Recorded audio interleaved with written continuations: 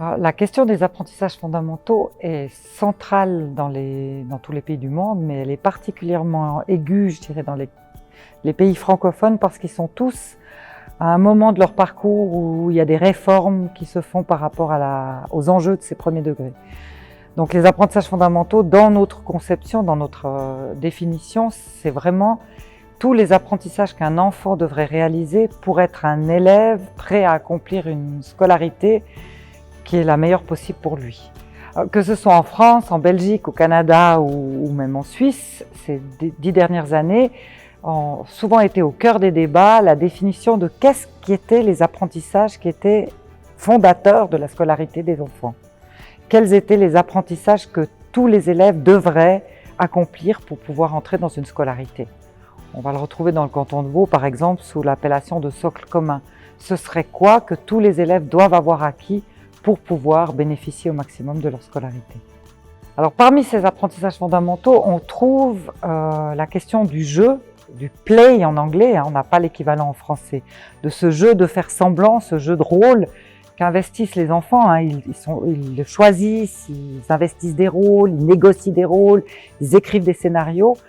Et ce jeu est à la fois un apprentissage fondamental puisque de nombreux travaux nous montrent que les enfants qui ont développé une qualité de jeu complexe avec d'autres qui durent sur plusieurs heures ou plusieurs jours sont les mêmes enfants qui sont ceux qui sont capables de s'autoréguler dans des apprentissages imposés par un enseignant.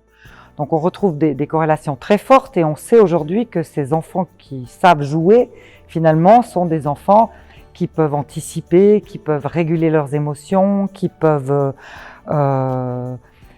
des compétences métacognitives. Quand l'enfant joue, il est à la fois le metteur en scène et l'acteur, donc il apprend à conduire ses propres actions, à conduire ses processus de pensée. Je donne juste quelques exemples comme ça. Il développe son imagination et on voit qu'à travers le jeu, le fait d'apprendre à jouer va avoir des effets sur le développement de l'enfant. Et puis, on va aussi voir que la capacité à faire semblant ou la capacité à jouer va être réinvestie dans les apprentissages scolaires. Un exemple très classique que j'utilise souvent, c'est l'exemple de ces deux enfants que j'ai observés dans une classe niveau 4H, comme ça, qui devaient écrire une phrase « Pendant les vacances, je suis allé » et ils devaient la compléter. L'enseignante avait fait un brainstorming pour leur donner plein d'idées et on voit une petite fille appliquée qui écrit « Pendant les vacances, je suis allée au zoo ». Je m'approche d'elle puis je lui dis « Tiens, t'as de la chance, t'es allée au zoo pendant les vacances ». Puis elle me dit « Non, mais zoo, je sais écrire ». Puis on voit un petit garçon qui est dans son coin, un petit peu comme ça, fermé et tout. Je m'approche de lui, je lui dis « Mais qu'est-ce qui se passe ? Je sais pas quoi écrire ». Je lui dis « Mais qu'est-ce que t'as fait pendant tes vacances ?»« Rien, mais ça les regarde pas ». Et en fait, on voit que cette petite fille, elle a compris qu'on lui demande de faire semblant de raconter ses vacances, mais qu'on attend d'elle qu'elle produise une phrase correcte. Alors que le petit garçon n'a pas appris à jouer sur ces différents registres et il est coincé. Et ça le bloque dans ses apprentissages. On ne trouve pas la mention du jeu ni comme objectif, ni comme outil d'apprentissage dans le plan d'études roman, dans le PER. Probablement parce que le PER a été construit dans une logique secondaire et qu'on a oublié un peu les spécificités des premiers degrés de la scolarité. Ceci est d'autant plus surprenant que, à ma connaissance, dans tous les plans d'études, pour les enfants de 3 à 7 ans, la question du jeu est toujours mentionnée. Même en France, où elle a été supprimée quelques années, où elle est de nouveau mentionnée dans le dernier plan d'études. Le jeu est central, c'est une activité essentielle, mais elle n'est pas suffisante. Dans le jeu, l'enfant va explorer, tâtonner, triturer, expérimenter ce qu'il a vécu, ce qu'il a observé, les expériences qu'il a eues dans sa vie quotidienne, mais aussi les savoirs qu'on lui met à disposition. Il va jouer à écrire s'il est dans un monde qui lui montre ce que c'est que l'écrit. Il va jouer à dénombrer s'il est dans un monde qui lui donne des outils pour apprendre à dénombrer.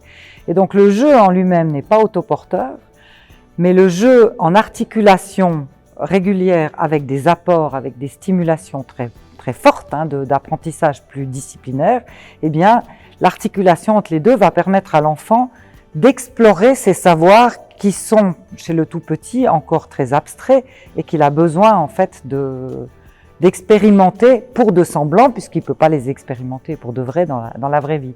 Il a encore besoin de passer par l'expérience, le petit entre 4 et 8 ans, je dirais, de passer par l'expérience des choses pour comprendre l'utilité ou le sens de ses apprentissages scolaires. Cette possibilité de faire une expérience pour de semblants lui permet de déjà mettre un petit peu à distance l'expérience. C'est pas une vraie expérience, mais c'est une expérience quand même.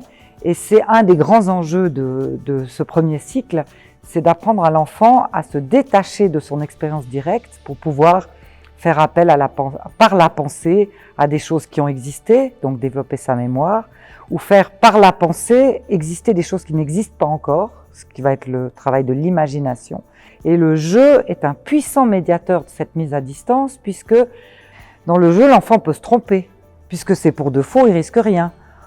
Dans le jeu, l'enfant peut expérimenter sa résistance, sa persévérance, par rapport à des émotions, par rapport même à des activités très scolaires, parce que c'est lui qui gère le début, la fin et qui se met finalement des défis. Et le jeu, en articulation avec des apprentissages très structurés, est vraiment le lieu où l'enfant va pouvoir internaliser finalement ce qu'on essaie de lui apprendre par ailleurs.